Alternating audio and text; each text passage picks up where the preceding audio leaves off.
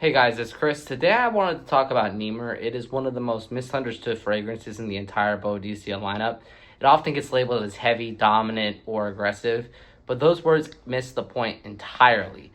Today I want to explain why I highly recommend Nemer, not as a flex piece, not as a loud statement, but as one of the most disciplined, intentional, and quietly powerful fragrances that the house has ever released. This perspective comes from ownership and repeated wear, not speculation. So who this video is actually for is for collectors and serious buyers. If you're chasing projection numbers or first sniff impact, this may not be your bottle, but if you care about structure, balance, and fragrances that hold their integrity over an entire wearing cycle, Nemer deserves attention. At this level, power is not about volume, it's about control. So what Nemer actually is. Nemer is not aggressive, it's assertive. Aggressive fragrances push outward. They want to be noticed immediately. Nemer doesn't do that. It establishes presence and stays there. This fragrance doesn't perform for approval, it assumes confidence immediately. And that distinction is critical when evaluating high-end compositions.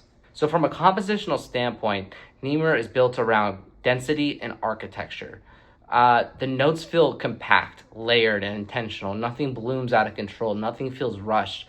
You don't get abrupt spikes or sudden sweetness meant to grab attention. Instead, the fragrance unfolds slowly, maintaining shape from start to finish. This is what discipline smells like. In a house known for bold releases, it takes real artistry to pull restraint off without feeling boring, and Nemer succeeds in that role. So this is why Nemer feels powerful without being loud. Nemer doesn't rely on excess sweetness, harsh resin spikes, or brute force projection. The power comes from body, warmth, continuity. It sits closer to the skin than many Boadicea releases, but it feels heavier in presence. That's counterintuitive, and that's why it works. It doesn't dominate the room, it really stabilizes it at the end of the day.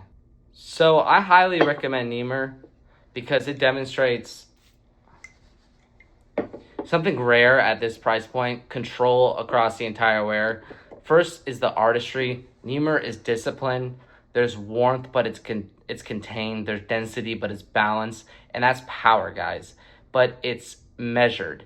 And nothing feels excessive or accidental. Second is the wearability. Nemer is reliable.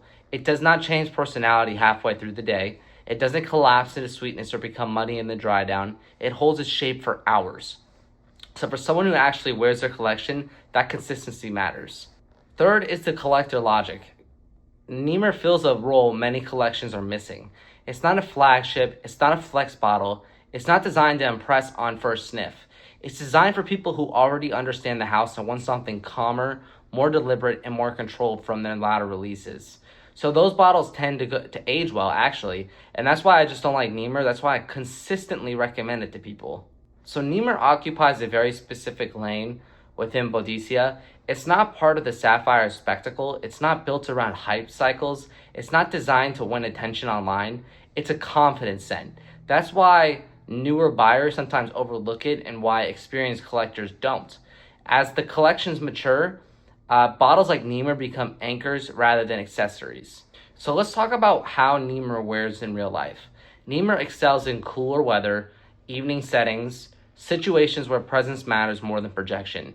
It doesn't announce itself when you walk into a room. It really settles in. And people don't ask what you're wearing, they respond to how you're wearing it. And that's a subtle but important distinction that I really want you guys to take away from this video. So Nemer is often underrated. It doesn't win on the first smell.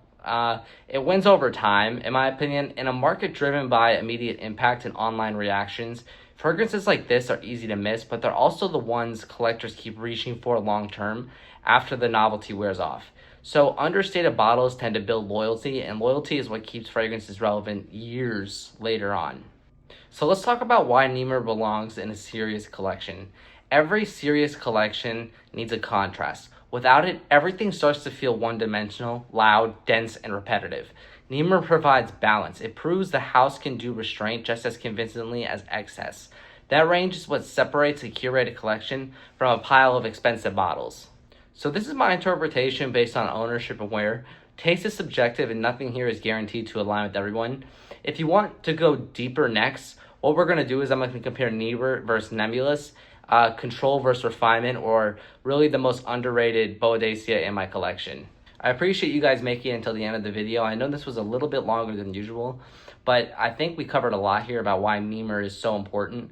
And my next video can actually be a deeper dive on Nemer versus Nebulous, or control versus refinement, or the most underrated Boadicea in my collection. Eventually, we're going to hit all three of those. But right now, I just wanted to get Nemer out to you because I wanted you to know how amazing this product was. And if you consider buying it, absolutely consider it, because it is, at least try the sample, because it's a brilliant piece and I absolutely love it. Thanks for watching.